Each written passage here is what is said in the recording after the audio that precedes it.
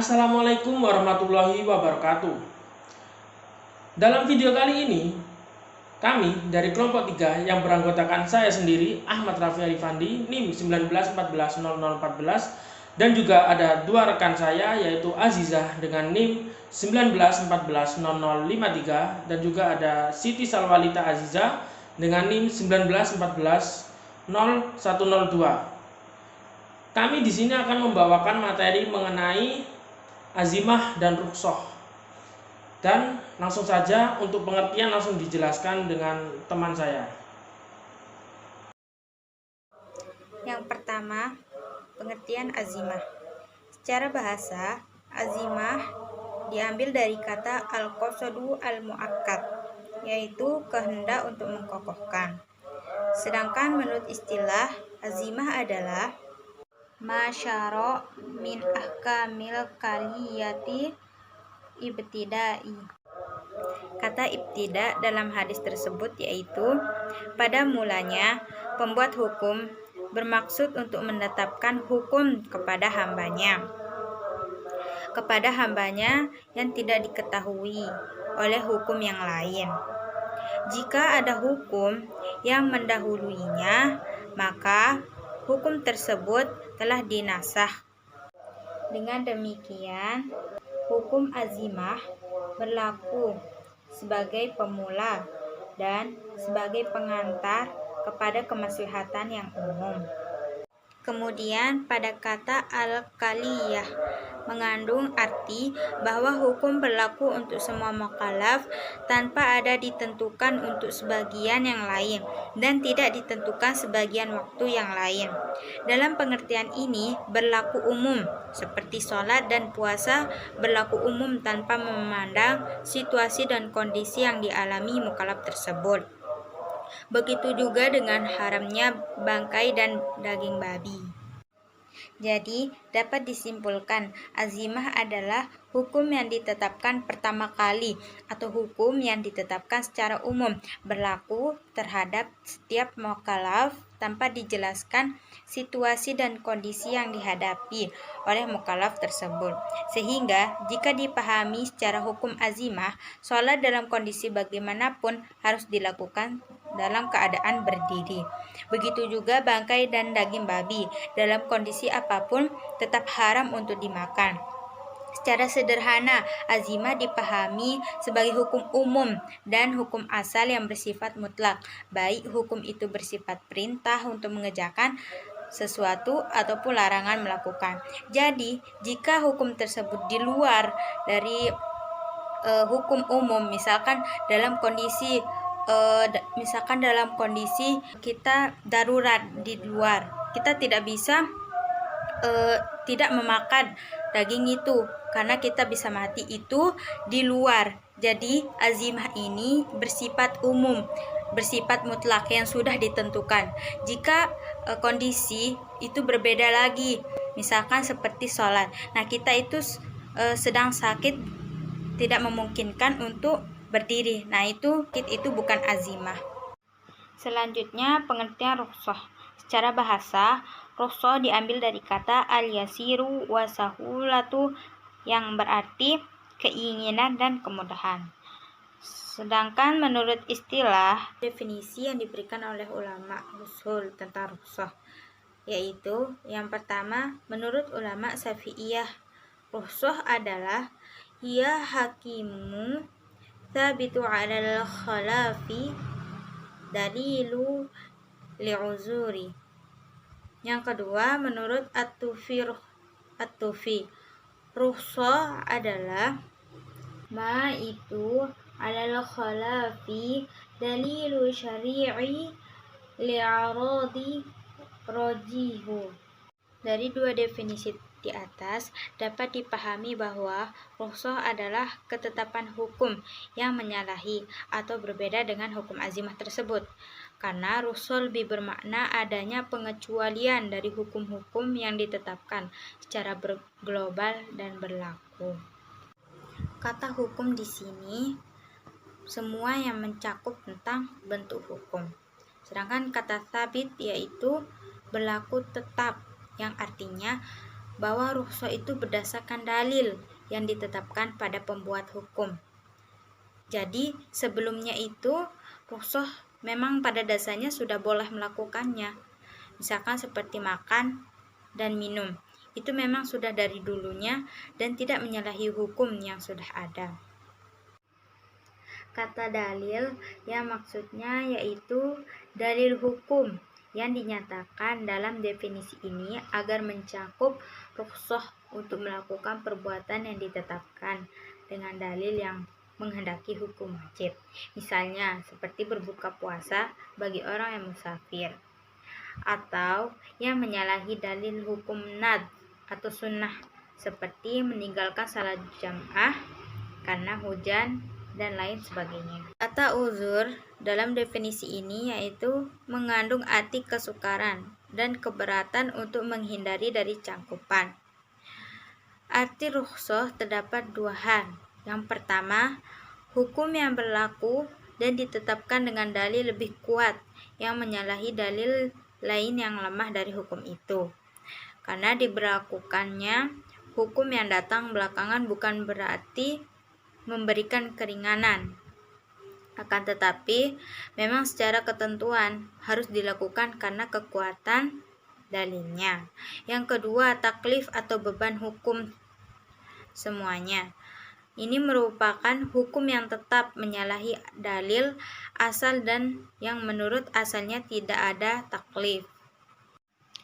Adapun hukum yang ditetapkan dengan dalil nasakh mengandung kesukaran dalam pelaksanaannya ini tidak dinamakan rukhsah karena dalil yang dinasakh itu tidak dinamakan dalil kecuali dalam arti kiasan terhadap apa yang telah berlaku.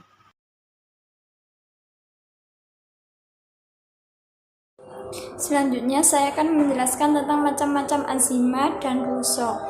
Macam-macam azimah yaitu terdiri dari 4 macam. Yang pertama, hukum yang disyariatkan sejak semula untuk kemaslahatan umat manusia seutuhnya, seperti ibadah, jinayah, muamalah, dan seluruh hukum yang bertujuan untuk mencapai kebahagiaan umat di dunia maupun di akhirat.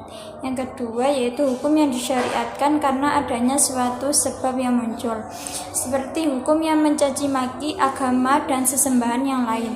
Hal ini dilarang oleh Allah karena orang yang menyembah berhala atau sesembahannya dicela akan berbalik mencela Allah.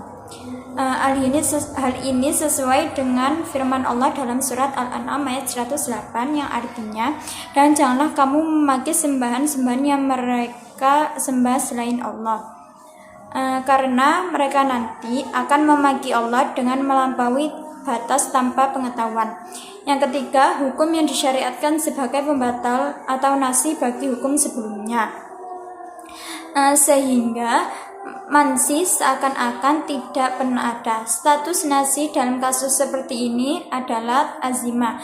Misalnya dalam firman Allah tentang persoalan pemalingan arah kiblat dalam surat Al-Baqarah yang terdapat pada ayat 144 yang artinya, maka sungguh kami akan memalingkan kamu ke kiblat yang kamu sukai. Palingkanlah mukamu ke arah Masjidil Haram. Yang keempat yaitu hukum pengecualian dari hukum-hukum yang berlaku umum, seperti firman Allah dalam surat An-Nisa ayat 24, dan diharamkan juga kamu mengawini wanita yang bersuami kecuali budak-budak yang kamu miliki. Dalam ayat ini Allah mengharamkan mengawini para wanita yang telah bersuami dengan lafaz yang bersifat umum, kemudian dikecualikan dengan wanita-wanita yang macam-macam rukhsah, yaitu yang pertama diperbolehkannya suatu larangan ketika keadaan darurat ataupun menurut kebutuhan. Misalnya seseorang yang menahan lapar atau dahaga yang amat sangat, maka ia boleh memakan bangkai atau arak. Allah Subhanahu wa taala berfirman dalam surat Al-An'am ayat 119 yang artinya, padahal sesungguhnya Allah telah menjelaskan kepada kamu apa yang diharamkan atasmu, kecuali apa yang terpaksakan memakannya. Yang kedua, kebolehan seorang mukallaf meninggalkan kewajiban ketika terdapat uzur kesulitan menunaikannya. Barang siapa yang sakit di siang hari bulan Ramadan atau sedang berpergian jauh, maka ia boleh berbuka. Barang siapa yang dalam perjalanan, maka boleh meringkas sholat yang 4 rakaat. Allah berfirman dalam surat Al-Baqarah ayat 184 yang artinya, maka jika di antara kamu ada yang sakit atau dalam perjalanan, lalu ia berbuka, maka wajiblah baginya berpuasa sebanyak hari yang ditinggalkan di hari-hari yang lain. Yang ketiga, sahnya sebagian akad yang bersifat pengecualian yang tidak memenuhi syarat umum sebagai sahnya akad tersebut. Namun itu berlaku dalam muamalah umat manusia dan menjadi kebutuhan mereka, seperti akad salam atau pesanan. Ia adalah jual beli pada saat akad barang tidak ada, tetapi hal ini sudah menjadi kebutuhan. Rasulullah SAW bersabda yang artinya, Rasulullah melarang jual beli barang yang tidak ada padanya, tetapi Rasulullah memberikan keringanan pada akad salam atau pesanan. Yang keempat, menghapus hukum-hukum yang oleh Allah telah diangkat dari kita, sedangkan hukum itu termasuk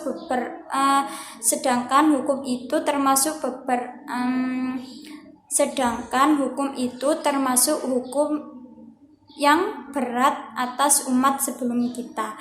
Allah berfirman dalam surat Al-Baqarah ayat 286 yang artinya, ya Tuhan kami, janganlah engkau bebankan kepada kami beban yang berat sebagaimana engkau bebankan kepada orang-orang sebelum kami.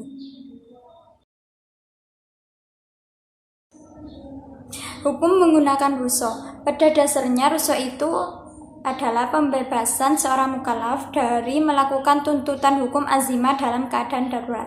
Dengan sendirinya hukumnya boleh, baik dalam mengerjakan sesuatu yang terlarang ataupun meninggalkan sesuatu yang disuruh.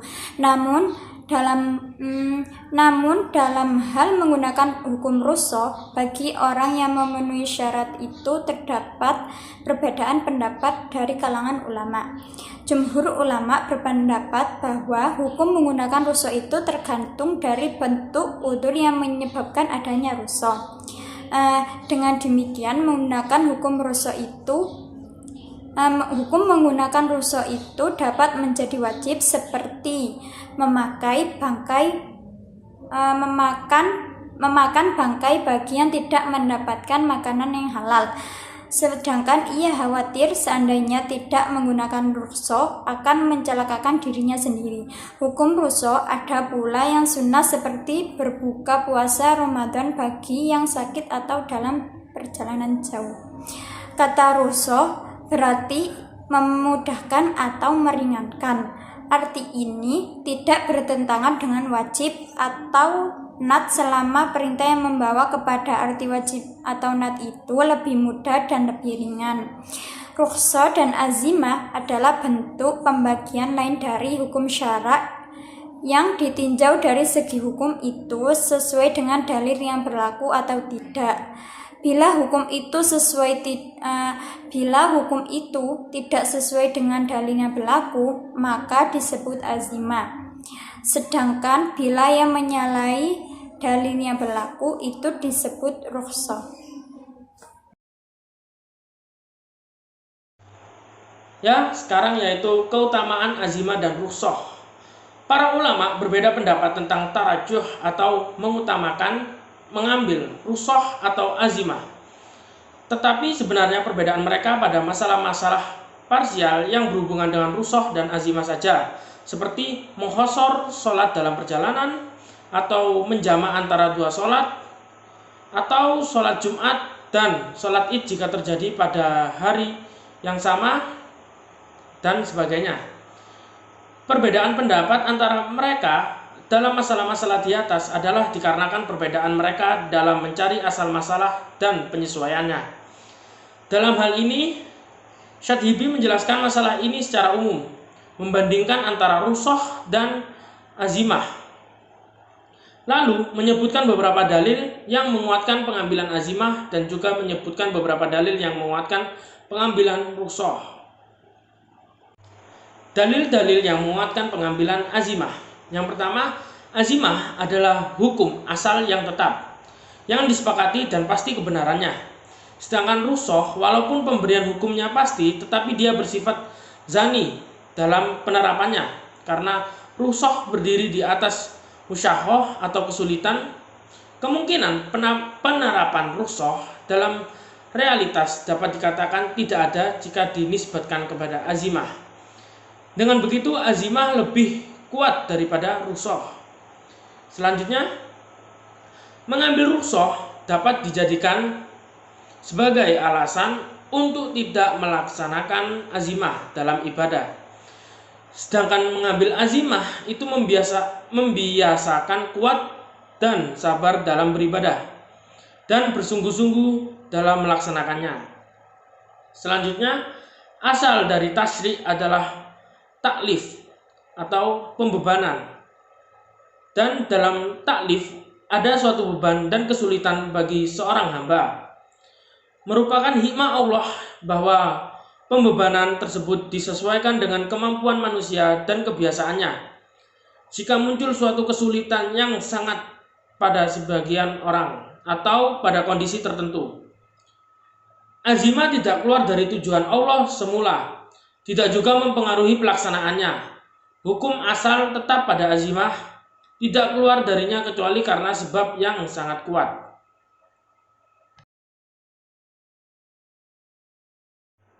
Yang selanjutnya adalah dalil-dalil yang menguatkan pengambilan rusoh.